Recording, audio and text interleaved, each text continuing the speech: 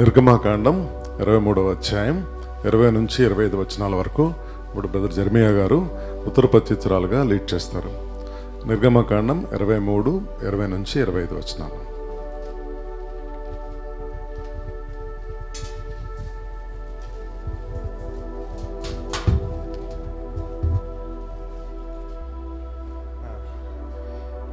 నిర్గమాకాండము 23వ అధ్యాయం 20 నుంచి 25 వచనాలు ఉత్తర పత్రితులుగా చదువుకుందాం. ఇదిగో, త్రోవలో నిన్ను కాపాడి నేను సిద్ధపరిచిన చోటుకు నిన్ను రప్పించుటకు ఒక దూతను నీకు ముందుగా పంపుచున్నాను.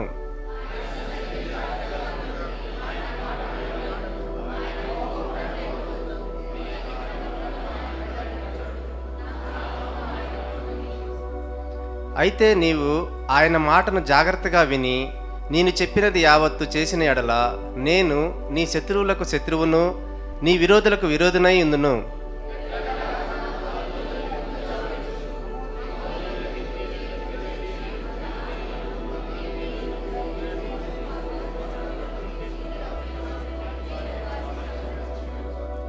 వారి దేవతలకు సాగిలపడకూడదు, వాటిని పూజింపకూడదు. వారి క్రియలు వంటి క్రియలు చేయక వారిని తప్పక నిర్మూలన చేసి వారి విగ్రహములను బొత్తిగా పగలగొట్టవలెను.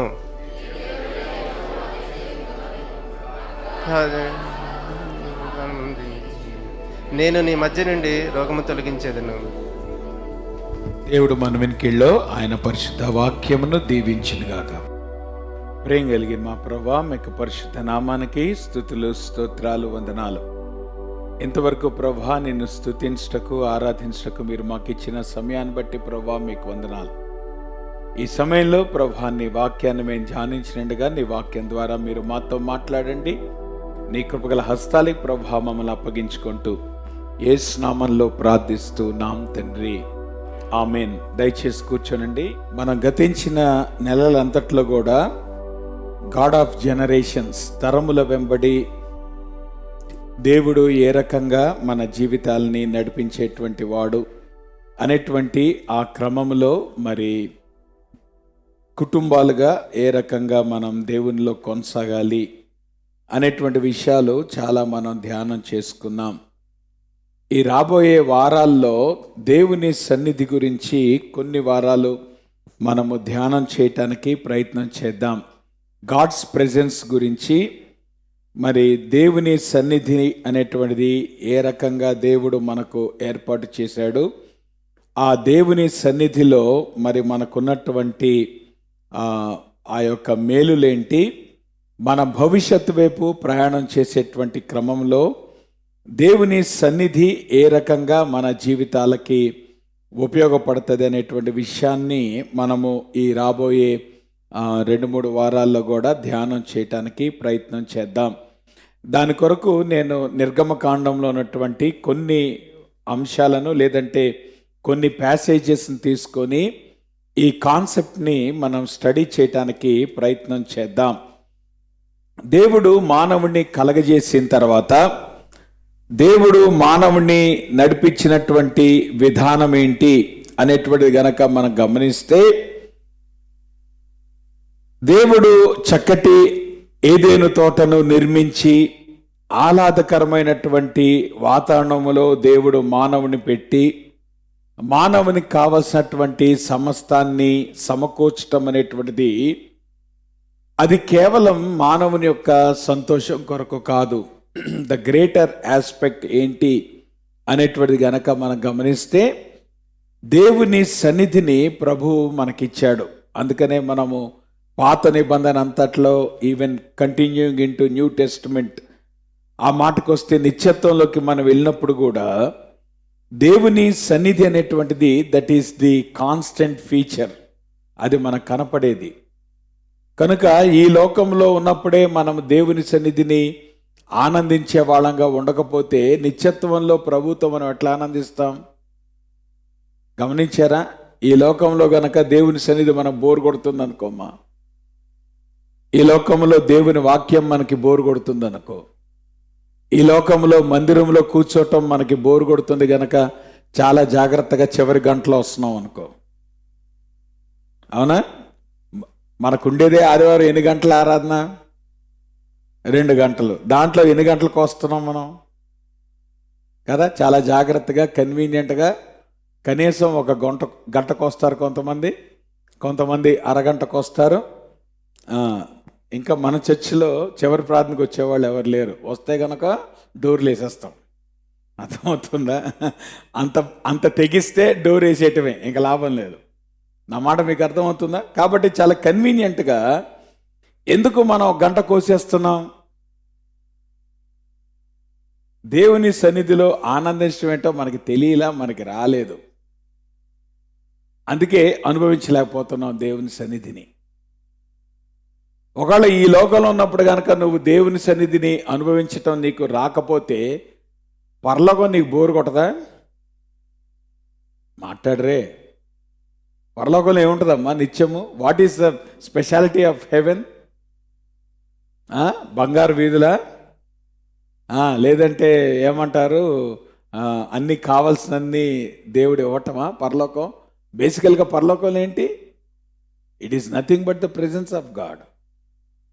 కాబట్టి దేవుని సన్నిధిలో ఆనందించడం అనేటువంటిది, దేవుని సన్నిధిని మనము అనుభవించడం అనేటువంటిది ఈ లోకంలో ప్రారంభం కావాలి, అది నిత్యత్వంలోకి కొనసాగాలి.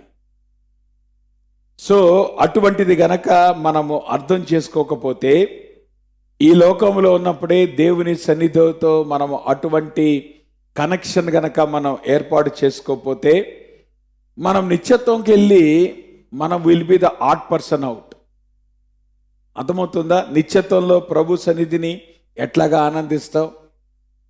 పరలోకం అనేటువంటిది భూలోకానికి కంటిన్యూషన్ అమ్మ, అది గుర్తుంచుకోండి. చాలామంది ఏమనుకుంటారంటే భూలోకం వేరు పరలోకం వేరు అనుకుంటున్నారు. అర్థమైందా? పరలోకం అనేటువంటిది భూలోకానికి కంటిన్యూషన్. నీ రక్షణ పరలోకంలో ప్రారంభమైందా భూలోకంలో ప్రారంభమైందా? దేవునితో నీ సాంగత్యం అనేటువంటిది పరలోకంలో ప్రారంభమైందా భూలోకంలో ప్రారంభమైందా? సంఘం అనేటువంటిది పరలోకంలో ప్రారంభమైందా భూలోకంలో ప్రారంభమైందా?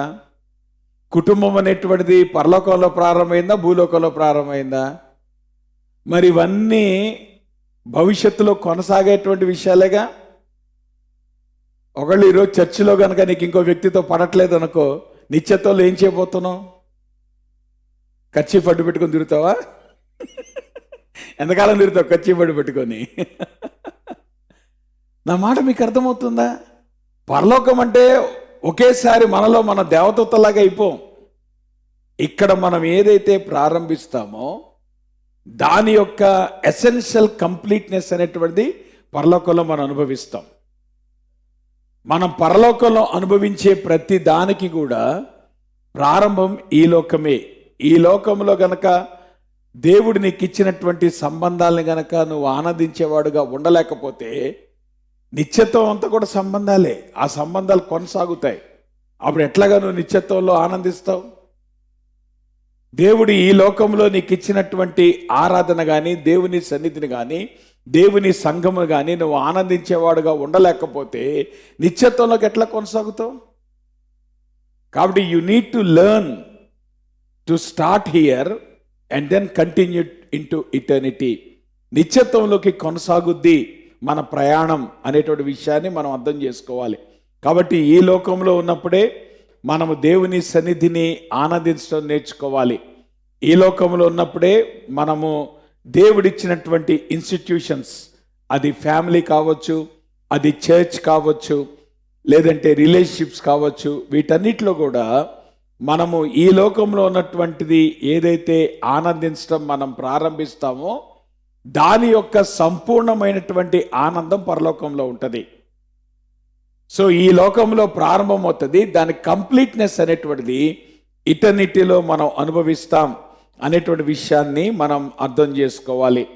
కాబట్టి ఆబ్వియస్గా దేవుని సన్నిధి అనేటువంటిది దేవుని వాక్యం అంతట్లో కూడా ఇట్ ఈస్ ఏ ఓవరాచింగ్ ప్రిన్సిపల్.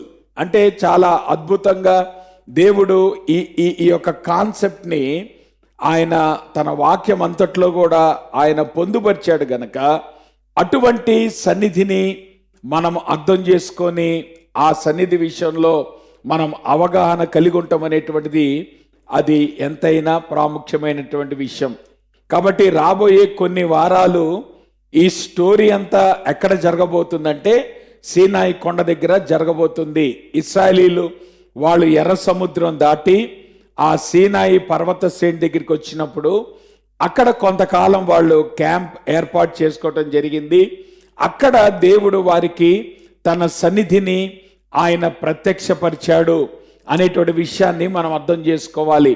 ఇది ఆ సీనాయి కొండ, ఇది ఆ సీనాయి కొండ ఎదురున్నటువంటి ఆ యొక్క విల్డర్నెస్ లేదంటే డెజర్ట్ ఏరియా. కాబట్టి ఈ ప్రాంతంలో ఇశ్రాయేలీలు వాళ్ళు ఎర్ర సముద్రం దాటిన తర్వాత ఇక్కడ వాళ్ళు క్యాంప్ అయ్యారు కొంతకాలం గనుక ఆ కాలంలో దేవుడు తన సన్నిధి గురించి ఆయన వారి దృష్టికి తీసుకొచ్చిన కొన్ని విషయాలు మనము నేర్చుకోవటానికి ప్రయత్నం చేద్దాం. ఒక రకంగా ఆది కాండం నుండి నిర్గమకాండం దగ్గరికి వచ్చేటప్పటికి దేవుడు ఒక ట్రాన్సిషన్ తీసుకొచ్చాడు, ఒక మార్పుని తీసుకొచ్చాడు. ఏంటి ఆ మార్పు అనేటువంటిది గనక గమనిస్తే ఆది కాండములో దేవుడు వ్యక్తితో ప్రారంభించాడు. నిర్గమకాండం దగ్గరికి వచ్చేటప్పటికి దేవుడు జనాంగముగా తయారు చేశాడు. వ్యక్తిగా ప్రారంభమైనటువంటి చరిత్ర నిర్గమకాండం దగ్గరికి వచ్చేటప్పటికి అది జనాంగముగా రూపుదిద్దుకోవటం అనేటువంటి మనం గమనిస్తాం. అలానే వ్యక్తిగతమైనటువంటి నడకతో దేవుడు ఆది కాండంలో ప్రారంభించాడు. చల్లపూటను ఆదామవ్వలతో దేవుడు ఆయన తోటలో సంచరించేటువంటి వాడు. ఆ తర్వాత హనోకు దేవునితో నడిచాడు, నోవహు దేవునితో నడిచాడు, అబ్రహాము దేవునితో నడిచాడు. కాబట్టి ఇండివిజువల్స్ వాళ్ళు ఏ రకంగా దేవునితో నడిచారు అనేటువంటిది ఆది కాండంలో హైలైట్ చేయబడితే, సామూహికంగా కార్పొరేట్గా వాళ్ళు దేవునితో ఎట్లా నడిచారు అనేటువంటిది నిర్గమకాండంలో దానికి పునాది ఏర్పడింది. అందుకనే మన నిర్గమకాండం వచ్చేటప్పటికి మనం ఇండివిజువల్స్ హైలైట్ చేయటం చూడం. మనం ఆది కాండంలో అయితే ఇండివిజువల్స్ హైలైట్ చేయబడ్డారు. ఆదాము హైలైట్ చేయబడ్డాడు, ఆ తర్వాత నోవహు హైలైట్ చేయబడ్డాడు, ఆ తర్వాత అబ్రహాము హైలైట్ చేయబడ్డాడు, ఆ తర్వాత ఇస్సాకు, యాకోబు, యోసేపు. కాబట్టి ఆది కాండం అంతట్లో కూడా ఇండివిజువల్స్ హైలైట్ చేయబడటం అనేటువంటిది మనం చూస్తాం. అదే నిర్గమకాండం దగ్గరికి వచ్చేటప్పటికి ఇంకా it is no more individuals. దేవుడు ఇండివిజువల్స్ని వాడుకున్నాడు, కానీ చరిత్ర అంతా దేని చుట్టూ తిరుగుతూ ఉంది? సమూహం చుట్టూ తిరుగుతూ ఉంది. మనం నిర్గమకాండం మొదలుకొని మనము సువార్తల వరకు కూడా ఇశ్రాయేలు జనాంగం, ఆ తర్వాత అపోస్తల కార్యాలు మొదలుకొని ఇప్పుడు 2024 సంవత్సరం వరకు సంఘము యొక్క చరిత్ర. అంటే మీరు గమనిస్తే ఇక్కడ కార్పొరేట్ వాక్ అనేటువంటిది దేవుడు హైలైట్ చేయటం జరిగింది. అంటే ఒక ఇండివిజువల్ వాక్తో దేవుడు ప్రారంభించాడు, ఆ తర్వాత కార్పొరేట్ వాక్లోకి అది కొనసాగింది. అంత మాత్రమే కాదు, ఆది కాండంలో గనక మనం గమనిస్తే ఇండివిజువల్స్ వాళ్ళు బలిపీఠాలు కట్టుకొని వ్యక్తిగతంగా ప్రభుని ఆరాధించడం అనేటువంటి మనం చూస్తాం. మనం ఆది కాండం అంతట్లో కూడా ఆయా సెయింట్స్ లేదంటే పేట్రియార్క్స్ లేదంటే పితరులు వాళ్ళు దేనిలో స్పెషలిస్ట్ అంటే చక్కగా వాళ్ళు ఆ బలిపీఠం కట్టి దేవుని నామములో ప్రార్థన చేయటం కానీ బలి అర్పించటం కానీ ఇదంతా మనం ఏం చూస్తాం? ఆది కాండంలో మనం చూస్తాం. కానీ నిర్గమకాండం దగ్గరికి వచ్చేటప్పటికి సామూహికమైనటువంటి ఆరాధన. సో వ్యక్తిగతంగా బలిపీఠాలు కట్టడం అనేటువంటిది అది వ్యక్తిగతమైనటువంటి ఆరాధన. నిర్గమకాండం దగ్గరికి వచ్చేటప్పటికి ప్రభు ఏం చేశాడు? దాన్ని ఎట్లా మార్చాడు? సామూహికమైనటువంటి ఆరాధన కింద మార్చాడు. దానిలో భాగంగానే నిర్గమకాండంలో దేవుడు 2 ప్రాముఖ్యమైనటువంటి విషయాల్ని ఆయన వారికి అందుబాటులో తీసుకొచ్చాడు. ఒకటి ధర్మశాస్త్రం అయితే, రెండోది ప్రత్యక్ష గుడారం. మన నిర్గమకాండంలో మొదటి హాఫ్ గనుక మనం గమనిస్తే దానిలో ధర్మశాస్త్రం యొక్క ఉనికి అనేటువంటిది మనం గమనించవచ్చు. ఆ తర్వాత రెండో హాఫ్ గనుక మనం గమనిస్తే ప్రత్యక్ష గుడారం ఎట్లా కట్టబడాలి, ప్రత్యక్ష గుడారం యొక్క ప్లాన్ ఏంటి, దాని డైమెన్షన్స్ ఏంటి, దానిలో ఉండాల్సినటువంటి పరికరాలు ఏంటి. కాబట్టి ప్రత్యక్ష గుడారం యొక్క ఏమంటారు నిర్మాణం అనేటువంటిది నిర్గమకాండంలో మనం చూస్తాం. కాబట్టి వ్యక్తిగతమైనటువంటి ఆరాధన నుండి సామూహికమైనటువంటి ఆరాధన వైపు ప్రభువు ఆ ట్రాన్సిషన్ తీసుకొచ్చాడు. అంటే దాని అర్థం వ్యక్తిగతమైన ఆరాధన లేదని కాదు. నా మాట మీకు అర్థమవుతుందా? వ్యక్తిగతంగా ప్రభువుని ఆరాధించడం అనేటువంటిది, వ్యక్తిగతంగా ప్రభువుని స్తుతించడం అనేటువంటిది ఉంటూనే దేవుడు దానికి అడిషనల్గా ఏం చేశాడు? ఆయన కార్పొరేట్ వర్షిప్ని తీసుకొచ్చాడు, సామూహికమైనటువంటి ఆరాధన తీసుకొచ్చాడు. అందుకే అది కొత్త నిబంధనలోకి కొనసాగినప్పుడు ఏం జరిగింది? అది సంఘముగా అది రూపుదిద్దుకుంది. సంఘంలో ఏం జరుగుతూ ఉంది? కార్పొరేట్గా, సామూహికంగా మనం ప్రభువుని ఆరాధిస్తూ ఉంటున్నాం. కాబట్టి సామూహికంగా ప్రభువుని ఆరాధించడానికి దేవుడు మనకి తీసుకొచ్చినటువంటి వ్యవస్థలు ఏంటి అనేటువంటిది కనుక గమనిస్తే, ఒకటి దేవుని వాక్యం అయితే, రెండోది మందిరం, దేవుని మందిరం, దేవుని వాక్యం, దేవుని మందిరం. సో ఈ దేవుని వాక్యము ద్వారా, దేవుని మందిరము ద్వారా సామూహికంగా మనం దేవునిలో ఎట్లా ఎదుగుతాం అనేటువంటిది it is the focus of the book of exodus. అంత మాత్రమే కాదు, ఈ నిర్గమకాండంలో దేవుడు వారికి ఇచ్చినటువంటి హెచ్చరిక ఏంటి అనేటువంటి గనక మనం గమనిస్తే, భవిష్యత్ అంతట్లో కూడా మీ చుట్టూతా శత్రువులు ఉండబోతున్నారు, మీ చుట్టూతా వేరు విశ్వాసాలకి చెందినటువంటి వారు ఉండబోతున్నారు, మీ చుట్టూతా కూడా వేరు సంప్రదాయాలకి చెందినటువంటి వారు ఉండబోతా ఉన్నారు. You are not able to, you cannot avoid people of different faiths or different cultures being around you. అందుకే అది ఎక్కడ ప్రారంభమైంది? మనం అక్కడే చూస్తాం, ఓల్డ్ టెస్ట్మెంట్లోనే ప్రారంభమైంది. ఇశ్రాయేలీయులు కనాన్లో ప్రవేశించినప్పుడు అక్కడ ఆల్రెడీ ఎవరున్నారు? ఆ లోకల్ ఎనిమీస్ ఉన్నారు, వాళ్ళ సంస్కృతి వేరు, కనానీయులు ఉన్నారు. కనానీయులు అనేటువంటిది it is a broad classification. కానీ కనానీయుల్లో అమోరీలు, హివ్వీలు, హిత్తీలు, అమాలేకీలు 7 నేషన్స్ ఉన్నారు. సో ఈ 7 నేషన్స్ కలిపి ఈ కనాను రీజియన్లో ఉన్నారు గనక కనానీయులుగా వారు పిలువబడతా ఉంటున్నారు. సో కనానీయులు అంటున్నప్పుడు there are almost like 7 nations. ఆ 7 జనాంగాలకు కూడా వారి సంస్కృతులు భిన్నమైనటువంటివి, వారి ఆచార వ్యవహారాలు భిన్నమైనటువంటివి, వారి మత విశ్వాసాలు భిన్నమైనటువంటివి.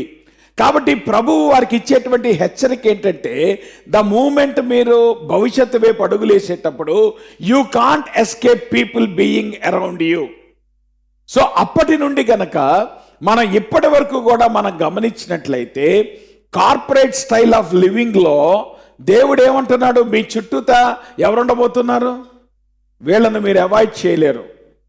కాబట్టి ఇప్పుడు మనకున్నటువంటి ఛాలెంజ్, లేదంటే మన ముందున్నటువంటి కర్తవ్యం ఏంటి అనేటువంటిది కనుక గమనిస్తే, మన జీవితాంతము మనము వారిని ప్రభావితం చేస్తామా, వారు మనల్ని ప్రభావితం చేస్తారా? That is the challenge of life. నా మాట మీకు అర్థమవుతుందా? ఎక్కువగా ఏం జరుగుద్ది? ఎక్కువగా ఏం జరుగుద్ది? నా దగ్గర చాలా మంది వచ్చి అంటారు, పాస్టర్ గారు వాళ్ళని చేసుకొని వాళ్ళు మార్చుకోవచ్చు కదా అని. పెళ్లి చేసుకున్న వాళ్ళు వీళ్ళు మాట నేను చూశాను, కానీ వాళ్ళ మాట నేను ఎప్పుడు చూడలేదు. అంటే అది ఒక వంక మాత్రమే.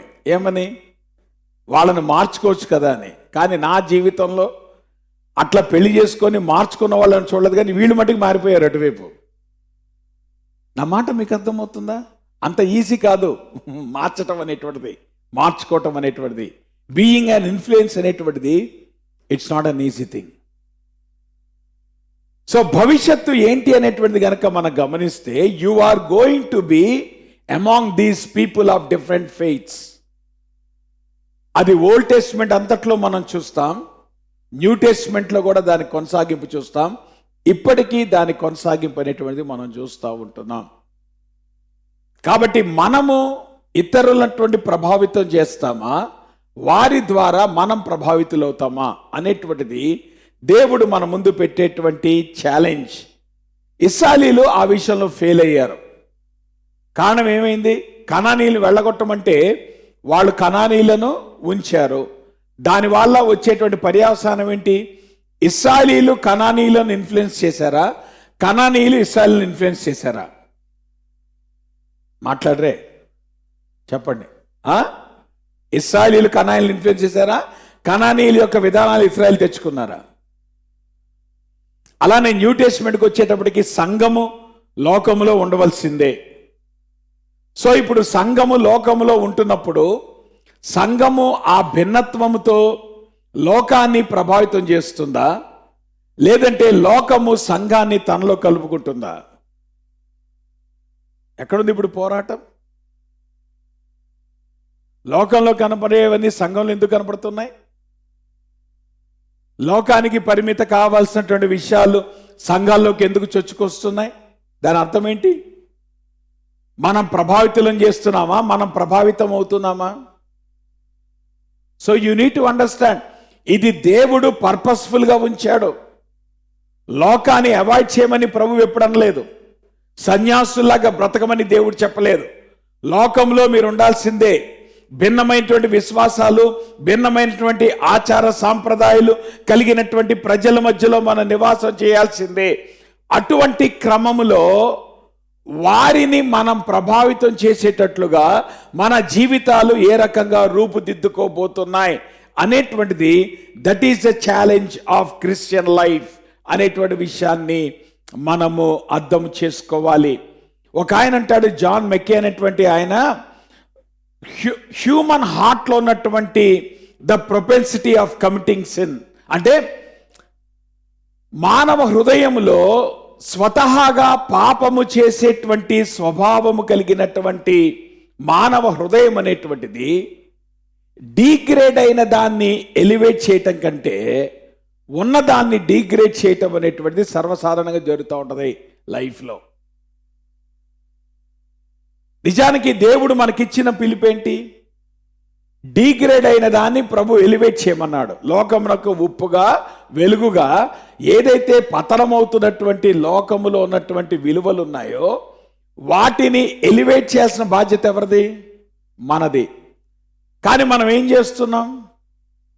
లోకానికి ఉప్పు వెలుగని చెప్తూ ఉన్న విషయాల్లో ఇంకా కూరుకుపోతున్నాం.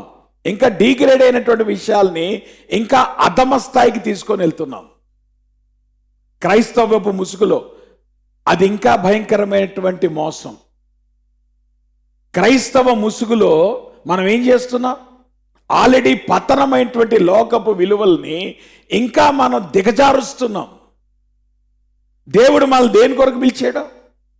దిగజారుతున్నటువంటి విలువలను మనము సరిచేసి సరైనటువంటి దేవుని మార్గాన్ని అటువంటి ప్రజల మధ్యలో ఎలివేట్ చేయాల్సినటువంటి పరిస్థితి పోయి మనం ఏం చేస్తున్నాం? దాన్ని ఇంకా దిగజారుస్తున్నాం అనేటువంటి విషయాన్ని మనం అర్థం చేసుకోవాలి. కాబట్టి ప్రభు అంటున్నాడు, మీరు భవిష్యత్తు వైపు అడుగు వేసేటప్పుడు when you are walking into the future, so ఏ రకంగా దేవుని మాటకు లోబట్టడం ద్వారా, దేవుని యొక్క మాటకు విధేయత చూపించడం ద్వారా, దేవుని సన్నిధిని బట్టి మనము లోకాన్ని ఎట్లా జయించగలుగుతాం అనేటువంటి విషయాలే మనము ఈ రాబోయేటువంటి వారాల్లో మనము ధ్యానం చేసుకోవటానికి ప్రయత్నం చేద్దాం. దానిలో భాగంగా మొట్టమొదటి గనక మనం గమనిస్తే భవిష్యత్తు వైపు అడుగులు వేస్తున్నటువంటి జీవితం. చెప్పండి, జీవితం ముందుకెళ్తుందా వెనక్కి వెళ్తుందా? రైట్. సో జీవితం ముందుకెళ్తుంది గనక భవిష్యత్తు వైపు మనం అడుగులు వేస్తున్నాం గనక భవిష్యత్తు వైపు అడుగులు వేసేటువంటి మనకి దేవుడు కొన్ని విషయాలను వాగ్దానం చేశాడు. ఆ విషయాల్ని గనక మనం అర్థం చేసుకుంటే భవిష్యత్తు వైపు మనము మంచి ప్రయాణం చేయటానికి, విజయవంతమైనటువంటి ప్రయాణం చేయటానికి మనకి అవకాశం ఉంటుంది అనేటువంటి విషయాన్ని మనం అర్థం చేసుకోవాలి. దీనిలో భాగంగా దేవుడు భవిష్యత్తు వైపు అడుగులు వేసేటువంటి క్రమంలో దేవుడు చెప్తున్నటువంటి మొట్టమొదటి మాట ఏంటంటే, his presence wants to come with us. భవిష్యత్తు ఎట్లా ఉండబోతుందో నీకు నాకు తెలీదు, రేపేమవబోతుందో నీకు నాకు తెలీదు. ఈ ప్రపంచంలో భవిష్యత్తు గురించి తెలిసిన వాడు ఎవరున్నారు? దేవుడు ఒక్కడే ఉన్నాడు. కాబట్టి భవిష్యత్తు వైపు అడుగులు వేసేటువంటి క్రమంలో దేవునిని మనతో పాటు తీసుకొని వెళ్ళటం అనేటువంటిది that is inevitable in Christian life. ఒకవేళ దేవుని గనక నువ్వు తీసుకోకుండా భవిష్యత్తు వైపు నువ్వు అడుగులేస్తున్నావు అనుకోండమ్మా, కంపల్సరీ నువ్వు తప్పిపోతావు, నీ మార్గం నువ్వు తప్పిపోతావు, నీ జీవితం పతనం అయిపోతుంది. కారణం ఏంటి? భవిష్యత్తు తెలిసిన వాడు దేవుడు ఒక్కడే. ఇప్పుడు ఆబ్వియస్గా జాత గమనించండి, ముందు చీకటి ఉందనుకోండమ్మా, చీకటిలో నడవగలగటానికి, అంటే చీకటిలో ఏముందో మనకు తెలియదు, చీకటిలో నడవటానికి ఏం కావాలి మనకి? టార్చ్ లైట్ కావాలి. సో ఆబ్వియస్గా చీకట్లో నడిచేటప్పుడు గనక టార్చ్ లైట్ లేదనుకోండమ్మా, ఫర్ ఎగ్జాంపుల్ చీకట్లో అడుగులు వేయగలరా మీరు? వేయలేరా? ఎందుకు అడుగులు వేయలేరమ్మా? మీకు అర్థమవుతుందా? కానీ అడుగులు ఎట్లాగేస్తారు? అర్థమవుతుందా? ఇట్ అంటారు, ఇట్ అంటారు, అట్లా వెళ్తారు, ఇట్లా వెళ్తారు, మొత్తానికి 4-5 అడుగులు వేస్తారు. వేసిన తర్వాత ఎక్కడో చోట ఏం చేస్తారు? దేనికో గుద్దుకుంటారు, కింద పడతారు. నా మాట మీకు అర్థమవుతుందా? సో ఆబ్వియస్గా నువ్వు ఆ యొక్క చీకట్లో నడవాలంటే వెలుగు లేకుండా నీ ప్రయాణము ముందుకి నిరాఘాటంగా కొనసాగటం అనేటువంటిది అసాధ్యం. కాబట్టి ఆ పాయింట్ ఆఫ్ టైంలో నీకేం కావాలి? చీకట్లో నువ్వు ప్రయాణం చేయాలంటే కంపల్సరీ నీకు టార్చ్ లైట్ కావాలి, వెలుగు కావాలి. అలానే జీవితం యొక్క భవిష్యత్ అనేటువంటిది ఇట్ ఈస్ అన్సర్టెన్, నీకు నాకు తెలీదు. కాబట్టి నువ్వు అడుగులు వేయాలంటే నీ అంతటా నువ్వు గనక అడుగులు వేయటానికి ప్రయత్నం చేసేవనుకో, ఆబ్వియస్గా ఏమవుతుంది? అడుగు లేకుండా ఏమైపోదు, కొన్ని అడుగులు వేస్తావు, మొత్తానికి అటు పడతావు, ఇటు పడతావు, కష్టపడతావు, కింద పడతావు, కానీ నీ గోల్ని నువ్వు రీచ్ అవుతావా? నీ గమ్యం నువ్వు రీచ్ అవుతావా? నువ్వు అనుకున్నటువంటి స్థాయికి నువ్వు రీచ్ అవ్వగలుగుతావా? It will not happen. కాబట్టి ఆబ్వియస్గా చీకటి ప్రారంభమైనప్పుడు టార్చ్ లైట్ కావాలా? కొద్ది దూరం వెళ్ళిన తర్వాత టార్చ్ లైట్ కావాలా? అవునా? సో భవిష్యత్తు వైపు అడుగులేసేటప్పుడు ప్రారంభంలో నీకు దేవుని చిత్తం కావాలా? కొంత దూరం వెళ్ళిన తర్వాత దేవుని చిత్తం కావాలా? మనం ఏం చేస్తూ ఉంటాం చెప్పండి? ఎప్పుడు ప్రభువుని అడుగుతాం మనం? కొంత దూరం వెళ్ళిపోయి మనం చేయాల్సిన ప్రయత్నాలన్నీ చేసి ఏ చేస్తాం, బి చేస్తాం, సి చేస్తాం, డి చేస్తాం, మళ్ళీ వీటన్నిటిలో దేవుని దగ్గరికి వచ్చి ప్రభా నువ్వు ఏ చేస్తే మంచిదని సలహా ఇస్తాం, ఒకళ్ళు బి చేస్తే ఇంకా మంచిది ప్రభా అని సలహా ఇస్తాం. ఇవన్నీ అయిపోయిన తర్వాత అప్పటికి నువ్వు ఎక్కడికి వెళ్ళిపోయావు? మార్గం మధ్యలోకి వెళ్ళిపోయావు. సో ఇప్పుడు ఆబ్వియస్గా ఏమవుతుంది? You are going towards the failure of your destination. అది జరగదు. కాబట్టి నీ జీవితంలో నువ్వు కొంత దూరం ప్రయాణం చేసి దేవుని యొక్క సహాయం తీసుకోవటం కాదు, నీ జీవితం యొక్క ప్రారంభంలోనే నీ అడుగులు ప్రతిరోజు కూడా, ప్రతి దినము, ప్రతి సంవత్సరము మన జీవితాల్లో దేవునితో పాటు నడవటం నేర్చుకోవాలి. ఆ మాటకొస్తే దేవుడిచ్చిన వాగ్దానం ఏంటి? ఆయన అన్నాడు, ఏమన్నాడు అక్కడ? ఇదిగో త్రోవలో నిన్ను కాపాడి నేను సిద్ధపరిచిన చోటుకు నిన్ను రప్పించుటకు ఒక దూతను నీకు ముందుగా పంపించున్నాను. God has promised his presence to go before us. ఇంకా కష్టం ఏంటమ్మా మనకి? ఇంకా ఇబ్బంది ఏంటి? మనం చేయాల్సింది ఏంటి? ముందే ఎవరన్నా టార్చ్ లైట్ పట్టుకొని వెళ్తున్నారు అనుకోండి అమ్మ చీకట్లో, మనం చేయాల్సింది ఏంటి? వెనకాల నడిస్తే సరిపోదు కదమ్మా, అవునా? సో ఇప్పుడు ఏం చేస్తున్నాం? ముందు టార్చ్ లైట్ వేసుకొని వెళ్తున్నాడు, ఎవరైతే వెళ్తున్నాడో అతన్ని గైడ్గా ఉంటాడు. సో ఆబ్వియస్గా నువ్వేం చేస్తావు? వెనకాల అడుగులు అడుగేసుకుంటూ వెళ్ళిపోతే సరిపోద్ది. ఇప్పుడు ప్రభువే ఉంటున్నాడు, జీవితంలో నువ్వు ముందుకు వెళ్ళాలంటే, అన్సర్టెన్ ఫ్యూచర్ని కనుక నువ్వు హ్యాండిల్ చేయాలంటే నీ వల్ల కాదు. కాబట్టి దేవుడు నీకు ఇచ్చేటువంటి అవకాశం ఏంటంటే ఆయన నీకు ముందు నడుస్తానంటున్నాడు, ఆయన దూత నీకు ముందు పంపిస్తా అంటున్నాడు. సో ఇప్పుడు మనం చేయాల్సిన పని ఏంటి? ఆయన వెనక నడిస్తే చాలు. You can simply follow him. అమ్మ మన జీవితాల్లో మనం చేయాల్సింది ప్రభువుని వెంబడించటం, దేవుని సన్నిధిని వెంబడించటం. మనం దేవుని కంటే ముందు పరిగెత్తక్కర్లా. కొన్నిసార్లు మనకున్నటువంటి ఆసక్తి ఏంటంటే దేవుని కంటే ముందు, చెప్పండి, పెద్దలతో పాటు పిల్లలు నడుస్తున్నారు అనుకోండి అమ్మా, ఎప్పుడు ఏం జరుగుద్ది? పిల్లలు ఏం చేస్తారు? ముందు పరిగెడతారు. పిల్లలు ముందు పరిగెత్తినంత మాత్రం చేత వాళ్ళు రీచ్ అవ్వగలరా డెస్టినేషను? అవునా? మళ్ళీ కొంత దూరం వెళ్ళి ఏం చేయాలి? మళ్ళీ వాళ్ళు అక్కడ ఆగాల్సిందే. ఆగి అప్పుడు ఏం చేస్తారు? పెద్దవాళ్ళు వచ్చేదాకా వెయిట్ చేసి మళ్ళీ వాళ్ళు పట్టుకొని వెళ్ళాల్సిందే. సో అత్యుత్సాహం ప్రదర్శించక్కర్లా మనం. అర్థమవుతున్నా? నువ్వు దేవుని కంటే ముందు పరిగెత్తేవనుకో ఆబ్వియస్గా ఏమైపోద్ది? నీ జీవితం ఎక్కడో చోట ఆగిపోద్ది. కారణం ఏంటి? నువ్వు అత్యుత్సాహం ప్రదర్శిస్తున్నావు. You want to run before God, but that cannot happen in life. కాబట్టి పరిగెత్తమాకండి. మనం ఎప్పుడు కూడా చేయాల్సింది దేవుని వెనక నడవటం. అది ఎప్పుడు కూడా మన జీవితాలకి క్షేమకరం. ఎప్పుడు కూడా మనం ముందుండి ప్రభా నువ్వు నాతో పాటు రా అంటాం కాదు, లేదంటే ఆయనతో పాటు నడవటం కాదు, ఆయన కంటే ముందు పరిగెత్తడం కాదు. మన జీవితాల్లో మనం ఏం అలవాటు చేసుకోవాలి? ఆయన వెనక నడవటం నేర్చుకోండి. Let God guide your life, let God guide your family, let God guide your career. మీరు అత్యుత్సాహంతో ముందుకు పరిగెత్తమాకండి, అది ప్రమాదం. ఎక్కడో చోట మీరు మళ్ళా ఆగిపోవాల్సి వస్తుంది.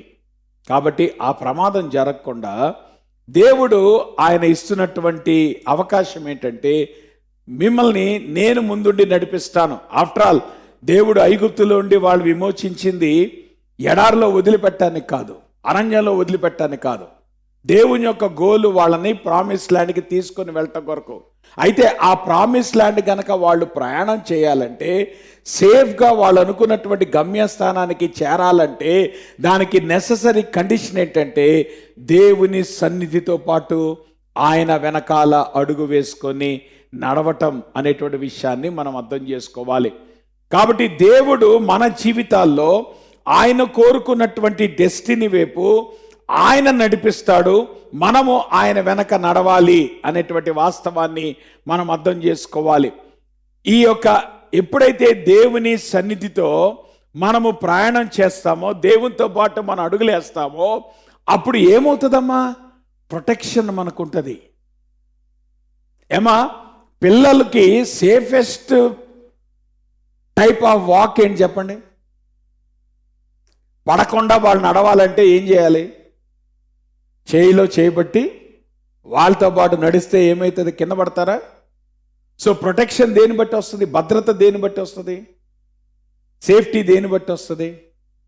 కాబట్టి వాళ్ళు కింద పడి ఎప్పుడు మూతిపళ్ళు రాలగొట్టుకుంటారు? ఎప్పుడైతే మీ చేయి వదిలిపెట్టి వాళ్ళు ముందుకు పరిగెడతారో ఆ స్పీడ్కి దేనికో దాన్ని కొట్టుకొని కింద పడతారు, దెబ్బలు తగిలించుకుంటారు. సో ఆబ్వియస్గా దేవునితో పాటు నడిచేటప్పుడు మనకి సేఫ్టీ ఉంది, మనకి భద్రత ఉంది. ఎందుకు మన జీవితాల్లో మనం గాయపడాలి? ఎందుకు మన జీవితాల్లో మనం పడిపోవాలి? ఎందుకు మన జీవితాల్లో మనం ఫెయిల్ అవ్వాలి? ఎందుకు మన జీవితాల్లో మనం పడిపోతున్నాం? ఎందుకు ఫెయిల్ అవుతున్నాం? ఆబ్వియస్ రీజన్ ఏంటంటే మనము దేవుని చేయి వదిలిపెట్టి మనం ముందుకి పరిగెడుతున్నాం గనుక. ఎప్పుడైతే దేవుని చేయి వదిలిపెట్టి అత్యుత్సాహంతో మనం అడుగులు ముందుకేస్తున్నామో, మనం ముందుకు పరిగెట్టుకుంటూ వెళ్తున్నామో, ఆబ్వియస్గా ఏమవుతుంది? ఆ ప్రొటెక్షన్ ఎటువంటిది మన జీవితాల్లో లేకుండా పోతుంది. అందుకే ప్రభు ఇక్కడ ఆయన చేసేటువంటి వాగ్దానం ఏంటంటే, మీరు నాతో పాటు వస్తే మీకేముండదు, మీకు బాధ ఉండదు, మీకు సిక్నెస్ ఉండదు, మీకు రోగం ఉండదు. అంటే అఫ్కోర్స్ ఓల్డ్ టెస్ట్మెంట్లో దేవునిని వెంబడించడంలో దేవుడు ఫిజికల్ ఆస్పెక్ట్స్ కూడా వారికి ఇచ్చాడు. బట్ న్యూ టెస్ట్మెంట్కి వచ్చేటప్పటికి దేవుడు మనకి స్పిరిచువల్ బ్లెస్సింగ్ ఇచ్చాడు, కానీ ఫిజికల్ బ్లెస్సింగ్ అనేటువంటి దేవుడు ప్రామిస్ చేయలే. కానీ ఓల్డ్ టెస్ట్మెంట్లో దేవుడు వాళ్ళకి ఈవెన్ ఫిజికల్ బ్లెస్సింగ్ కూడా ప్రామిస్ చేశాడు. మీరు నాతో పాటు నడిస్తే మీకెందుకు రోగాలు వస్తాయి, మీకెందుకు బాధలు వస్తాయి, మీకెందుకు ఇబ్బందులు వస్తాయి, ఎందుకు మీ జీవితాల్లో మూలుగు వినపడాలి, ఎందుకు మీరు ఏడవాలి? కారణం ఏంటంటే ఆయన చెయ్యి వదిలిపెట్టి మీరు అత్యుత్సాహంతో పరిగెడుతున్నారు. జాగ్రత్త. That's not the way to walk in Christian life. క్రైస్తవ జీవితంలో మనం నడవాల్సిన విధానం అది కాదు. దేవుడు తన సన్నిధిని మనకు వాగ్దానం చేశాడు. తన సన్నిధిని మన ముందు ఉంచుతానంటున్నాడు. ఆయన మనల్ని గైడ్ చేయడానికి ఇష్టపడుతున్నాడు. మనం చేయాల్సింది ఏంటి? ఆయనను వెంబడించడమే. ఎప్పుడైతే ఆయనను వెంబడిస్తామో దేవుడు ఆ భద్రతను మన జీవితాలకి కలగజేయటానికి ఇష్టపడతా ఉంటున్నాడు. ఎప్పుడైతే దేవుని వెనక మనం నడుస్తున్నామో ఆబ్వియస్గా మన జీవితాలు బ్లెస్సింగ్ వైపు వెళ్తాయి. ఏమా పాలు తేళ్లు ప్రవహించు దేశం అన్నాడు. దేన్ని పట్టుకొని ప్రభు? కనాను దేశం. కనాన్ అంటే పరలోకమేం కాదు. చాలా మంది అనుకుంటారు కనాను పరలోకం కాదు. కనాన్ అంటే విజయవంతమైనటువంటి క్రైస్తవ జీవితం. అంటే దాని అర్థం ఏంటంటే ప్రభువుని వెంబడించడంలో మనకి ఇబ్బందులు ఎంతైతే ఉన్నాయో ప్రభువుని వెంబడించడంలో ఆశీర్వాదము కూడా ఉంది. ప్రభువుని వెంబడించేటువంటి ప్రక్రియలో శోధనలు ఎట్లాగైతే ఉన్నాయో ప్రభువుని వెంబడించేటువంటి ప్రక్రియలో సమృద్ధి, పాలు తేనెలు ప్రవహించు అనుభవం కూడా ఉంది. There is as well blessing అనేటువంటి విషయాన్ని మనం అర్థం చేసుకోవాలి. కనుక ఎప్పుడు మనము ఆ బ్లెస్సింగ్ని మనం ఎక్స్పీరియన్స్ చేస్తాం, ఎప్పుడు ఆశీర్వాదాన్ని మనం పొందుకుంటాం కదా. మనం చాలాసార్లు అంటాం, ఏంటో పాస్టర్ గారు దేవుణ్ణి నమ్ముకున్నాను కానీ నా జీవితం అంతా బాధలేనండి. ఎవడు బాధపడమన్నాడు నిన్ను?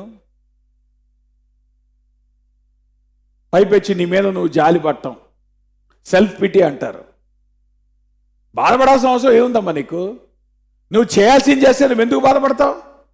ఆ మాటకు వస్తే ప్రభుని పంపిస్తే బాధలు లేవని కాదు, కానీ బాధలే జీవితం అవుతుందంటే there is something wrong with the spiritual life అని. నా మాట మీకు అర్థమవుతుందా? క్రైస్తవ జీవితంలో బాధలు ఉంటాయి, కానీ క్రైస్తవ జీవితంలో ఆశీర్వాదం కూడా ఉంది. క్రైస్తవ జీవితంలో లేమి ఉంటుంది, కానీ క్రైస్తవ జీవితంలో సమృద్ధి కూడా ఉంటుంది. ఇక నువ్వు లేమిలోనే ఉంటున్నావంటే, కేవలం నువ్వు బాధలు అనుభవిస్తున్నావంటే there is something wrong with your spiritual walk. సరి చేసుకో.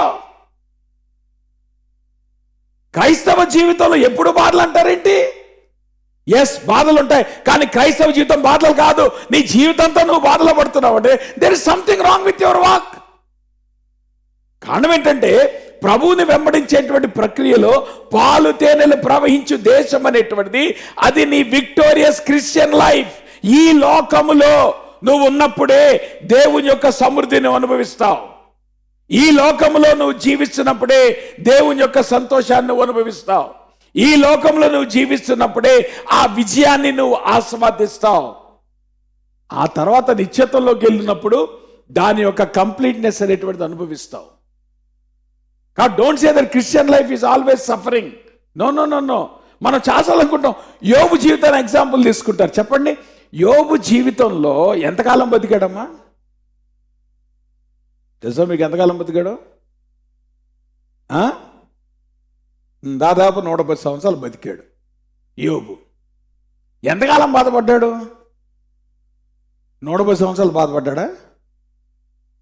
బిగినింగ్ సమృద్ధిలో ఉన్నాడు, మధ్యలో కష్టం వచ్చింది, తర్వాత దేవుడు ఏం చేశాడు? మళ్ళా సమృద్ధి ఇచ్చాడు. మరి యోబు జీవితాన్ని నువ్వు ఆదర్శంగా తీసుకుంటే నిజమే, యోబులాగా కష్టపడుతున్నావు అనుకున్నావు అనుకో.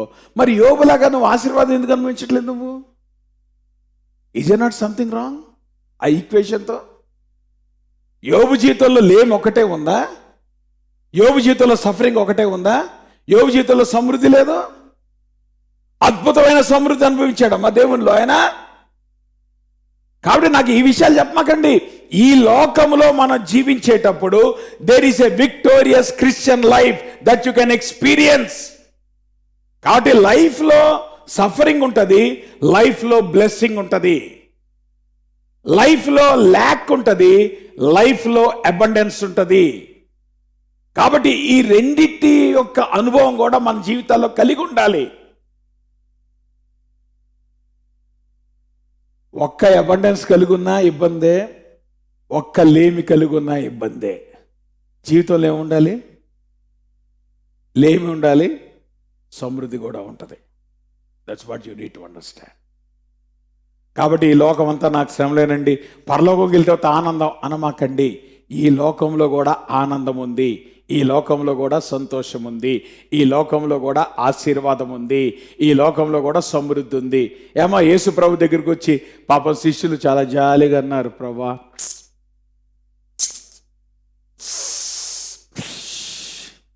ఏమన్నారు? ప్రభు అన్నీ వదిలిపెట్టి నేను వెంబడిస్తున్నాం ప్రభా, మా గతి ఏమవుతుంది ప్రభా, మా పరిస్థితి ఏమవుతుంది ప్రభా, మా భవిష్యత్తు ఏమవుద్దు ప్రభా. ఎంత జాలిగా అడిగారో ప్రభుని. అప్పుడు ప్రభు ఏమన్నాడు? ఏం పర్లేదురా అబ్బాయి, కొంతకాలం ఓర్చుకోండి, పరలోకంకి వచ్చిన తర్వాత మీకు అన్ని ఇచ్చేస్తాను అన్నాడు ప్రభు. ఏమన్నాడు? ఇహమందు 100 రెట్లు, పరమందు. అంటే అర్థం ఏంటి? క్రైస్తవ జీవితంలో there is a joy that you can experience even in this world. క్రైస్తవ జీవితంలో there is a blessing that you can experience even in this world. అందుకే నేను అంటున్నాను, మీరు దేవుని యొక్క ప్రణాళికను సరిగ్గా అర్థం చేసుకోవట్లా. దేవుని ప్రణాళికలు 2 ఉన్నాయి. లేమి ఉంది, సమృద్ధి ఉంది. బాధ ఉంది, ఆశీర్వాదం ఉంది ఈ లోకములోనే. So you need to understand to experience both of them in your life. ఆశీర్వాదం దేంట్లో ఉందన్నాడు ప్రభు? నన్ను వెంబడిస్తే. That's a condition. ఏమన్నాడు? యేసు ప్రభు వెనకాల మీరు ప్రయాణం చేస్తూ ఉంటే ఆబ్వియస్గా మీరు ఎక్కడికి వెళ్తారు? పాలు తేనెలు ప్రవహించే దేశానికి వెళ్తారు. ఏముంది పాలు తేనెలు ప్రవహించే దేశంలో? సమృద్ధి ఉంది, ఆశీర్వాదం ఉంది. అది ఈ లోకంలోనే నువ్వు అనుభవిస్తావు. సో ఈ లోకంలో నువ్వు సమృద్ధి, ఆశీర్వాదాన్ని అనుభవించలేకపోతున్నావు అంటే దాని అర్థం ఏంటి? ఎక్కడో మనం ప్రభుని వెంబడించట్లేదనే అర్థం. అట్లానే జీవితం అంతా సమృద్ధి ఉంటుంది అనట్లేదు నేను. జీవితంలో బాధలే ఉండవట్లేదు నేను. అది ప్రాస్పరిటీ అవుతుంది. No no no no. But you need to understand, యేసు ప్రభుని వెంబడించే ప్రక్రియలో మనకి ఇబ్బందులు ఉంటాయి, ఆశీర్వాదం కూడా ఉంటుంది. లేమి ఉంటుంది, సమృద్ధి ఉంటుంది. రెండింటినీ మనం అనుభవిస్తాం. అందుకే క్రైస్తవ జీవితంలో మనం నేర్చుకోవాల్సింది సంతృప్తి. సంతృప్తి అంటే ఏంటో తెలుసా? రెండింటిని అనుభవించడమే సంతృప్తి అమ్మా. ఏమనుకుంటున్నారు సాటిస్ఫాక్షన్ అంటే? ఒక టైంలో నీకు అన్నీ ఉన్నాయనుకో, ఒక టైంలో నీకు కొంచెం తక్కువైనాయి అనుకో, ఏం పర్లా, హ్యాపీగా జీవిస్తావు. కారణం ఏంటి? You are satisfied. సంతృప్తి అంటే ఏంటి? సమృద్ధి కలిగి ఉంటా నాకు తెలుసు, లేమిలో ఉంటా నాకు తెలుసు. అంటే పౌలు సమృద్ధిని అనుభవించాడు, లేమిని అనుభవించాడు. సమృద్ధి అనుభవించినప్పుడు పొంగిపోలేదు, లేమి అనుభవించినప్పుడు తిట్టుకోలేదు. సమృద్ధిలో లేమిలో సంతృప్తి కలిగి ఉంటా నేర్చుకున్నాడు. మన జీవితాల్లో మనం అలవాటు చేసుకోవాల్సింది సంతృప్తి. సంతృప్తి ఎప్పుడు వస్తుందంటే when you experience both the abundance as well as lakh in life. కొన్నిసార్లు దేవుడు నీ జీవితంలో లేమిస్తాడు, కొన్నిసార్లు దేవుడు నీ జీవితంలో కలిమిస్తాడు. ఎప్పుడైతే కలిమిని అనుభవించినప్పుడు, లేమిని అనుభవించినప్పుడు నీ జీవితంలో వచ్చేటువంటిది సాటిస్ఫాక్షన్, సమృద్ధి. కాబట్టి దేవుని సన్నిధి నీతో పాటు రావటం అనేటువంటిది దేవుడు నీకు సమృద్ధినిస్తాడు. అందుకే నేనేమన్నాను? God promise fruitfulness in exchange to faithfulness. నువ్వు నమ్మకంగా ప్రభువుని వెంబడిస్తే నీ నమ్మకత్వం ద్వారా దేవుడు నీకు ఫ్రూట్ఫుల్నెస్ కూడా ఇస్తాడు. కాబట్టి క్రైస్తవ జీవితంలో, ఈ లోకంలో మనం జీవించేటప్పుడే మన జీవితంలో సంతోషం ఉంటుంది, మన జీవితంలో కొన్నిసార్లు సఫరింగ్ ఉంటుంది, కొన్నిసార్లు సమృద్ధి ఉంటుంది, కొన్నిసార్లు దేవుడు ఏం చేస్తాడు? లేట్ చేస్తాడు. కొన్నిసార్లు మనం అనుకున్నట్టు దేవుడు ఇవ్వడు. But still you are satisfied. నాకు లేదే అని బాధపడాల్సిన అవసరం లేదు. కారణం ఏంటి? ఆల్రెడీ కలిగి ఉంటామేంటో నువ్వు అనుభవించిన వాడు గనక ఒకవేళ దేవుడు ఆలస్యం చేస్తే వెయిట్ చేస్తావు, కంగారు పడిపోవు, తొందరపడవు. దేవుని సన్నిధిని అందుకనే ప్రభు మనకి వాగ్దానం చేశాడు. దేవుని సన్నిధిని వాగ్దానం చేస్తున్నప్పుడు ప్రభువు ఒక విషయాన్ని చెప్తున్నాడు. ఏమన్నాడు అక్కడ? ఆయన సన్నిధిని జాగ్రత్తగా ఉండి ఆయన మాటను నువ్వు వినవలెను. కండిషన్ ఏంటి? ప్రభుని వెంబడించాలంటే ఆయన మాటను వినాలి. వినకపోతే ఏమవుతుంది? ఆయన ఏమన్నాడు? మీ అతిక్రమములను ఆయన పరిహరింపడు. జాగ్రత్త గమనించండి. దేవుడు మన అతిక్రమములను పరిహరించేవాడా, పరిహరించినవాడా? ఇది ఎట్లాగా ఉంటుందంటే, పిల్లల్ని పట్టుకొని తల్లిదండ్రులు, రే ఏసావా నిన్ను బాధేస్తా, బెల్ట్ తీస్తా. చెప్పండి, ఎన్నిసార్లు బెల్ట్ తీస్తారు మీరు? రోజుకి ఎన్నిసార్లు బెల్ట్ తీస్తానంటారు, కానీ ఎన్నిసార్లు మీరు బెల్ట్ తీశారు నిజానికి? అంటే ఇప్పుడు మీరు ఏమంటున్నారు? ఒరే నువ్వు తప్పు చేస్తే వార్నింగ్ ఏంటది? బెల్ట్ అనేటువంటిది రాబోతుంది అనేటువంటిది వార్నింగ్. సో ఆబ్వియస్గా పేరెంట్స్గా మనకు ఉన్నటువంటి ఛాలెంజ్ ఏంటంటే, కొన్నిసార్లు బెల్ట్ తీయక తప్పదు. మళ్ళీ తర్వాత ఏమవుతుంది? వాళ్ళు ముద్దు చేయక తప్పదు. సో బెల్ట్ తీయాల్సిన టైంలో బెల్ట్ తీయాలి, ముద్దు చేయాల్సిన టైంలో ముద్దు చేయాలి. That happens in life. ప్రభు కూడా అదే అంటున్నాడు. ఏమంటున్నాడు? ఆయన నీ అతిక్రమంలో పరిహరించడం అర్థం ఏంటి? There are consequence to your sin అని వార్నింగ్ ఇస్తున్నాడు ప్రభు. ఆబ్వియస్గా దేవుడు మన జీవితంలో మనం చేసే ప్రతి పాపానికి కాన్సిక్వెన్స్ ఇస్తున్నాడా? ఇవ్వట్లేదు. ఒకవేళ ఇస్తే ఇక్కడ ఇవ్వడం మిగలడం అది మట్టి గ్యారంటీ. అట్లానే మన జీవితంలో ప్రతి కాన్సిక్వెన్స్ని దేవుడు రైట్ ఆఫ్ చేస్తున్నాడా? చేయటలేదు. కొన్నిసార్లు కాన్సిక్వెన్సెస్ మనం అనుభవిస్తున్నాం. సో ఇప్పుడు ప్రభు ఏమంటున్నాడంటే, దేవుని సన్నిధితో నడిచేటప్పుడు రియాలిటీని గుర్తించు. రియాలిటీ ఏంటంటే, there is a consequence of sin. ఆయన నీ పాపాన్ని పరిహరించడు. తన కృపచేత కొన్నిసార్లు నీ పాపాన్ని పరిహరిస్తాడు, కాన్సిక్వెన్స్ లేకుండా చేస్తాడు. కొన్నిసార్లు కాన్సిక్వెన్స్ ఇస్తాడు. కాబట్టి కాన్సిక్వెన్స్ ఉంది అనేటువంటి విషయాన్ని గుర్తు తెచ్చుకొని జాగ్రత్తగా బ్రతుకు, జాగ్రత్తగా ఆయన వెంబడించు. కాబట్టి పిల్లల్ని మీరు రోజుకి 100 సార్లు అంటారు, బెల్ట్ తీస్తా, బెల్ట్ తీస్తా, బెల్ట్ తీస్తా. కానీ ఒకసారి కొడతారు కదా బెల్ట్ తీసుకుని. మీరు కొట్టరా? కొట్టకపోతే మళ్ళీ పేరెంటింగ్కి రండి. అర్థమవుతుందా? సో పిల్లల్ని కొట్టాల్సినప్పుడు రోజు కొట్టమాకండి, తప్పదైతే కొట్టండి. కానీ కొట్టడం అనేటువంటిది ఎప్పుడో ఒకసారి ఇన్ఎవిటబుల్. కానీ వార్నింగ్ బట్టికి ప్రతి క్షణం ఇస్తానే ఉంటారు. రే నువ్వు చేస్తున్నా జాగ్రత్త, రే డాడీ వస్తున్నారు, స్టిక్ తీసుకొస్తారు, బెత్తం తీస్తున్నారు, బెల్ట్ తీస్తున్నారు, లేదంటే కానీ అన్ని వేళ అది జరగదు. కానీ ఒకటిసార్లు 2 సార్లు మొట్టానికి పట్టమట్టి గ్యారంటీ. అప్పుడు ఏమంటారు? అరే నీకు చెప్పానా అని మళ్ళీ బర్ణాలు రాసేది మీరే, మళ్ళీ కూర్చొని అమృతాంజన్ రాసేది మీరే, కొట్టేది మీరే. అది గాయం చేయువాడు ఆయనే.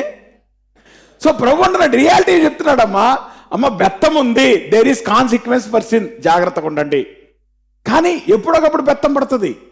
ప్రతిదానికి బెత్తం పడకపోవచ్చు, కానీ ఆ థ్రెట్ మట్టికి ఉంది. మనకేం తెలుసమ్మా ఎప్పుడు బెత్తం పడుద్దో కదా? బెత్తం పట్టం మట్టికి గ్యారంటీ. కానీ అన్ని వేళ బెత్తం పట్టలేదు, కానీ ఎప్పుడొకప్పుడు బెత్తం పడుతుంది.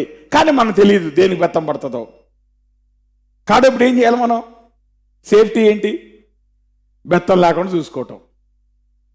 అర్థమవుతుందా? కాకపోతే మనం కూడా పాపలం కనుక ఎప్పుడొకప్పుడు బెత్తం పడుతుంది. ఏం చేస్తాం? ఏమా అందరూ పరిశుద్ధులేనా? అందరూ దేవుని యొక్క ఏమంటారు డిసిప్లిన్ కిందకి మనం వెళ్ళకపోతున్నామా? Yes, sometimes we go through the discipline. So ప్రభు అంటున్నాడు, రియాలిటీ ఏంటంటే దేవుని సన్నిధితో మనం వెళ్ళేటప్పుడు ఈ ఛాలెంజ్ ఎప్పుడు ఉంటానే ఉంటుంది, ఆ వార్నింగ్ ఉంది.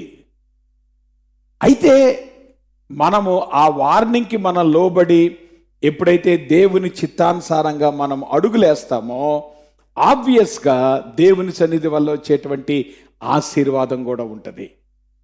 దేవుని సన్నిధిని వెంబడించాలని బట్టి వచ్చేటువంటి సమృద్ధి ఉంటుంది. అర్థమవుతుందా? సో దేవుని సన్నిధిలో వచ్చేటువంటి సంతోషాన్ని దేవుడు ఆయన మనకి వాగ్దానం చేస్తున్నాడు. అంత మాత్రమే కాదు, రెండోది, దేవుని సన్నిధిలో గాడ్స్ పవర్ ఈజ్ మేనిఫెస్టెడ్. ఈ 23వ వచనం నుండి మన 30వ వచనం వరకు గనక వెళ్తే దాదాపు 11 సార్లు you find a single word I will I will I will అనేటువంటి మాట. అంటే దాని అర్థం ఏంటంటే దేవుడు నిన్ను నిలబెడతాడు, కానీ కథంతా నడిపించేవాడు ఆయన. దేవుడు నిన్ను నువ్వు బ్యాటిల్ ఫీల్డ్కి వెళ్ళాల్సిందే, బ్యాటిల్ ఫీల్డ్లో నువ్వు నిలబడాల్సిందే, కానీ విజయం ఇచ్చేది ఎవరు? అర్థమవుతుందమ్మా? నీకు విక్టరీ ఇచ్చేది ఎవరు? నీ ఎబిలిటీ కాదు, ఇట్ ఈస్ ఓన్లీ గాడ్. అందుకే ప్రభు ఇక్కడ ఏమంటున్నాడు, నా దూత నీకు ముందుగా వెళ్ళును, మనుషులు నీకు భయపడినట్లు చేసేదను, పెద్ద కందిరీగలు నీకు ముందుగా పంపించేదను, అవి నీ ఎదుటి నుండి శత్రువులను వెళ్ళగొట్టును, ఎర్ర సముద్రం నుండి ఫిలిస్తీన్ల సముద్రం వరకు, అరణ్యం నుండి నది వరకు నీ పొలిమేరలను ఏర్పాటు చేశాను. జాగ్రత్త గమనించండి, ఏన్షియంట్ వరల్డ్లో ద మోస్ట్ పవర్ఫుల్ నేషన్ ఏంటంటే ఐగుప్తు. Egypt is the most powerful nation in the ancient world.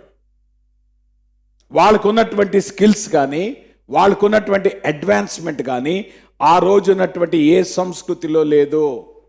ఆ రోజుల్లోనే వాళ్ళు పేపర్ని ఉపయోగించారు. అంటే వాళ్ళకి ఎటువంటి టెక్నాలజీ ఉంది? అర్థమవుతుందా? నేను అందుకేనమ్మా థియరీ ఆఫ్ ఎవల్యూషన్తో నేను ఏకీభవించను. కారణం ఏంటో తెలుసా? థియరీ ఆఫ్ ఎవల్యూషన్ ఏమంటుందంటే, మానవుడు కోతి నుండి వచ్చాడంటే వీడు కోతి లాంటోడు అని అంటారు. కానీ మీరు గమనించండి, 6000 సంవత్సరాల క్రితం పిరమిడ్లు కట్టారంటే ఏమంటారు ఆ తెలివితేటలని? ఏమ్మా మనమేమనుకుంటున్నాం? 21st సెంచరీ మనం చాలా తెలివిగలం అనుకుంటున్నాం. అసలు సంగతి చెప్పనా, మనం దద్దమ్మలమే. ఎందుకో తెలుసా? మన ప్రధానికి క్యాలిక్యులేటర్ కావాలి, మన ప్రధానికి కంప్యూటర్ కావాలి. కంప్యూటర్ లేకుండా ఒక్క క్యాలిక్యులేషన్ మనం చేయగలమా? అమ్మా, మేము ఇంజనీరింగ్ చేసే టైంలో కూడా మాకు అసలు ఇంజనీరింగ్ క్యాలిక్యులేటర్స్ కూడా వాడటానికి పర్మిషన్ లేదు. ఈరోజు వీళ్ళు ఇంజనీరింగ్ క్యాలిక్యులేటర్ కూడా వాడేస్తున్నారు ఎగ్జామినేషన్లో. ఏంటి వీళ్ళు క్యాలిక్యులేషన్ చేసేది? మేము ఎట్లా అలవాటు చేసుకున్నాం? మైండ్తో క్యాలిక్యులేట్ చేయడం నేర్చుకున్నాం. ఇప్పుడున్న జనరేషన్కి ఏముంది? అసలు మైండ్తో క్యాలిక్యులేట్ చేస్తున్నారా? ఈ జనరేషన్ మైండ్ లేనట్టుండ్రోడు. వీళ్ళకి ఏం కావాలి? గ్యాడ్జెట్స్ కావాలి. అందుకే వీళ్ళకి ఒక చెవిలో సెల్ ఫోను, ఒక చేతిలో ల్యాప్టాప్, ఒక చేతిలో ఐప్యాడ్. ఈ లేకపోతే వీళ్ళ బతుకు శూన్యం. అవునా? మనం ఏమనుకుంటున్నాం? See we are the most sophisticated illiterates. కానీ 6000 సంవత్సరాల క్రితం వాళ్ళు పిరమిడ్లు కట్టారమ్మా. ఈ రోజు వరకు పిరమిడ్ కోళ్ళ. ఏమంటారు ఆర్కిటెక్చర్ని? వాళ్ళు కోతులు అనుకుంటారా? మీరు కోతి నుండి వచ్చాడు అనుకుంటారా మానవుడు? ఎవల్యూషన్ శుద్ధ తప్పు. కారణం ఏంటంటే ప్రిమిటివ్ మ్యాన్ అనేటువంటి వాడు మనకంటే తెలివితేటలు కలిగిన వాడు. ఆ రోజుల్లో వాళ్ళు బాబేలు గోపురాన్ని కట్టారమ్మా. ఆ రోజుల్లో వాళ్ళు ఈజిప్ట్లో పేపర్ ఎప్పుడు వచ్చింది? ఇప్పటికి 6000 సంవత్సరాల క్రితం. అప్పటి నుండి పెట్టిన పేపర్ ఈరోజు మనం వాడుతున్నాం. ఈరోజు మనం ఏమైనా వేరే నిర్మించుకోగలిగామా? సో ప్రిమిటివ్ మ్యాన్ అనేటువంటి వాడు, అనాగరికుడు అనేటువంటిది శుద్ధ అబద్ధం, తప్పది.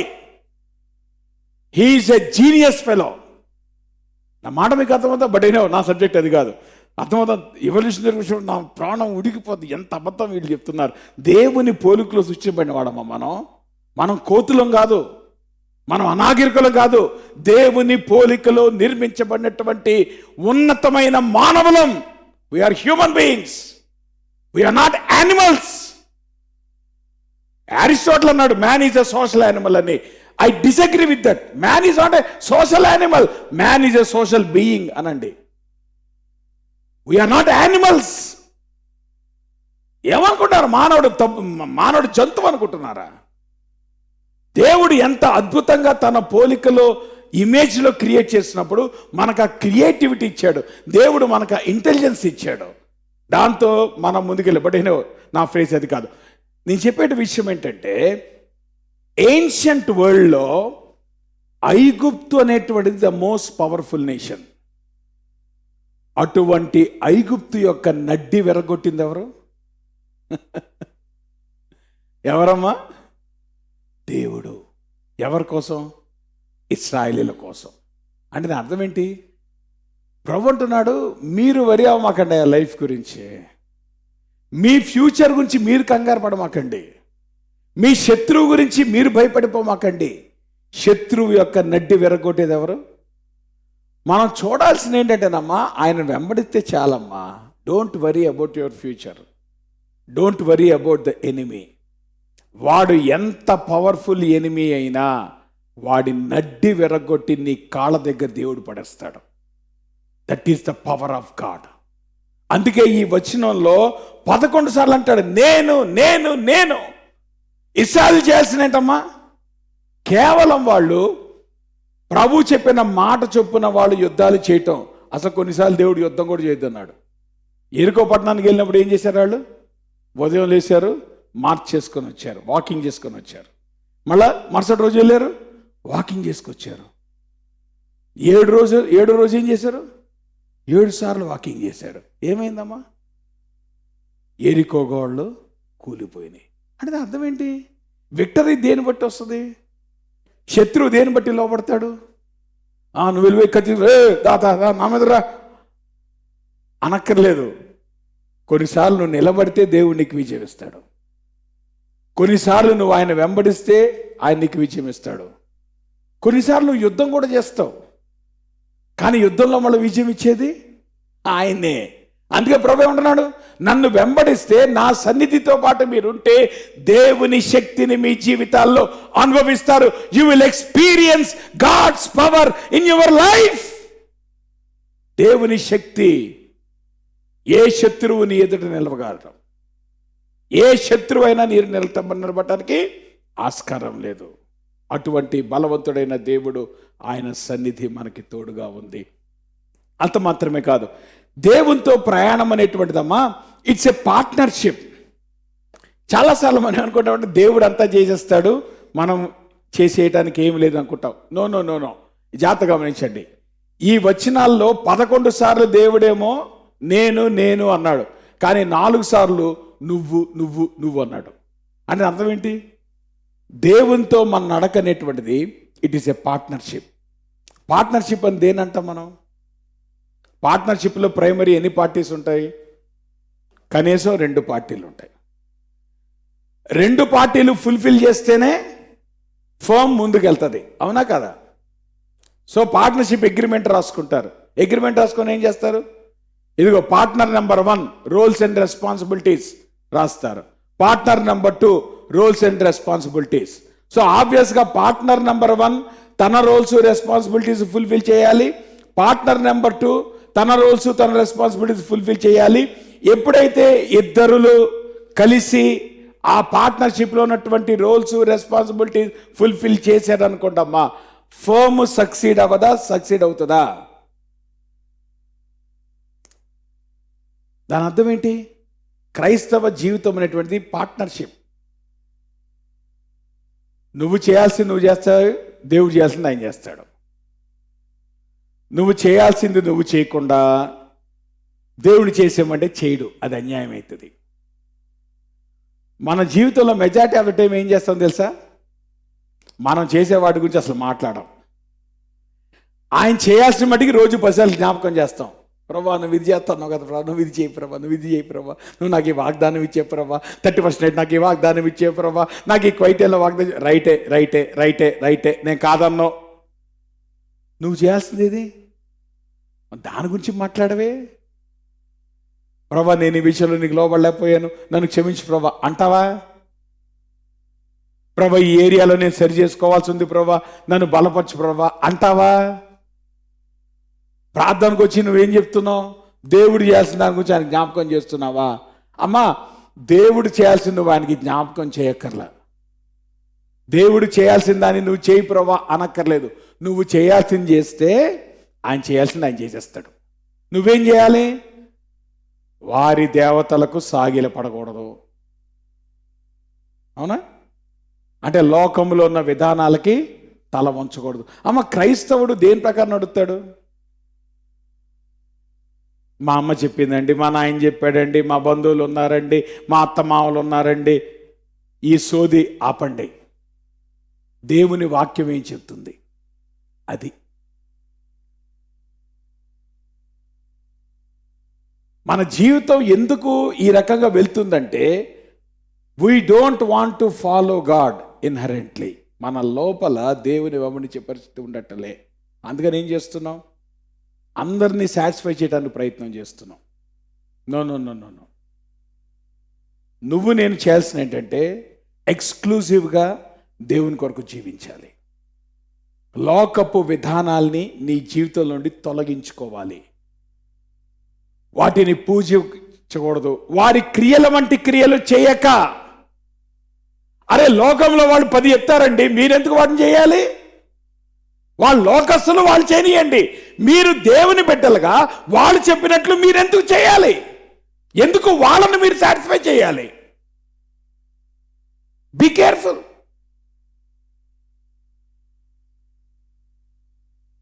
మన తరపున మన బాధ్యతను మనం చేయాల్సిందే.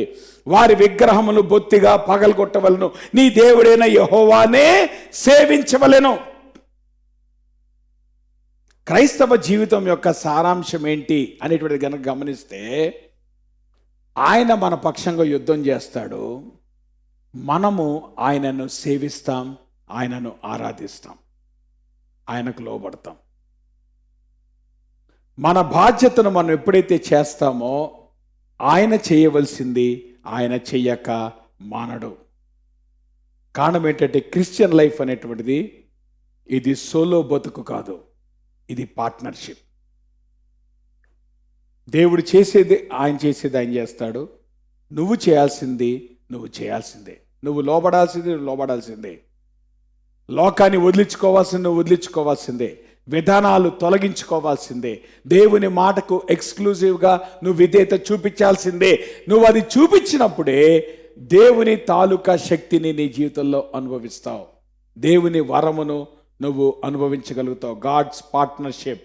ఫైనల్గా నేను అంటాను, గాడ్స్ పేషెన్స్. దేవునితో నడిచేటువంటి క్రమంలో అమ్మా, దేవుడు మనకి జీవితంలో అభివృద్ధి ఎట్లా తీసుకొస్తాడు? మనం అనుకుంటాం, ప్రభా వచ్చే సంవత్సరం ప్రభా నువ్వు ఏదోటి చేసేయాలి ప్రభా, ఈ నెలలో నువ్వు ఈ పలానా తారీఖు నువ్వు ఏదోటి చేసేయాలి ప్రభా. అలా చేయడు దేవుడు. అర్థమవుతుందా? దేవునికి డేట్లు సెట్ చేయమాకండి. దేవునికి డేట్లు సెట్ చేయటం అంత బుద్ధి అంత ఇంకోటి లేదు. కారణం ఏంటంటే దేవునికి డేట్లు ఉండవు. తెలుసా మీకు? డేట్లు ఎవరికి ఉంటాయి? బ్రదర్ ఆ కిటికీ వేసేయంటే అది కిటికీ తెస్తున్నట్టుంది, ఏసీ ఉంది కదా. నా మాట మీకు అర్థమవుతుందా? డేట్లు ఎవరికి ఉంటాయి? క్యాలెండర్ ఎవరికి ఉంటుంది? దేవునికి ఉంటుంది, మనకు ఉంటుంది. దేవునికి ఏముంటుంది? ఆయన క్యాలెండర్ ఉండదు, ఆయనకి డేట్ ఉండదు. కాబట్టి పలానా డేట్లోపు చేయాలని ఆయనకేమీ లేదు. ఆయన చేయాలనుకుంటే అవసరమైతే ఏం చేస్తాడు? క్యాలెండర్ మార్చేస్తాడు, అంతే. నీ డేట్ ప్రకారం ఆయన చేస్తాడమ్మా. ఆయన అవసరమైతే ఏం చేస్తాడు? క్యాలెండర్ మార్చేస్తాడు. నువ్వేమనుకుంటావు? ప్రభా ఈ జీవో వచ్చేస్తాం, ప్రభా ఈ జీవో వచ్చేస్తాం. ప్రభా ఏమంటాడు? అవసరమైతే జీవో మారుతా. నువ్వే నా చెప్పేది ఏ జీవో చేయాలో. నా మాట మీకు అర్థమవుతున్నా? దేవుని దగ్గరకు వచ్చి క్యాలెండర్ గురించి డేట్ల గురించి మాట్లాడమాకండి. He knows. దేవుడు ఎట్లా మన జీవితంలో పనిచేస్తా అంటే క్రమక్రమముగా. అర్థం చేసుకోండి, దేవుడు ఎప్పుడు కూడా మన జీవితాల్లో అభివృద్ధి ఎట్లా తీసుకొస్తాడు? ఓవర్ నైట్ నువ్వు కోటీశ్వరుడు అయ్యేవనుకో కదా, ఓవర్ నైట్ నీకు లాటరీ వచ్చి ఓ 10 కోట్లు వచ్చింది అనుకో, నీ జీవితం పాడైపోద్దా నిలబడుతుందా? మనం కోరుకుంటాం అట్లా. ఏమండి ప్రభా ఓవర్ నైట్ ప్రభా ఇదిగో ఇదిగో ఈ లాటరీ టికెట్ కొంటున్నాను ప్రభా, సహాయం చేయ ప్రభా, ఈ నంబర్ వచ్చింది కనుక. దేవుడు లాటరీలు ఇవ్వడం. అర్థమవుతుందా? దేవుడు షార్ట్ కట్లో డబ్బులు ఇవ్వడం. కాబట్టి లాటరీల కోసం ఇంటి కోసం తాపత్రయపడమాకండి, స్కీముల కోసం తాపత్రయపడమాకండి. దేవుడు క్రమక్రమముగా వృద్ధి కలగజేస్తాడు.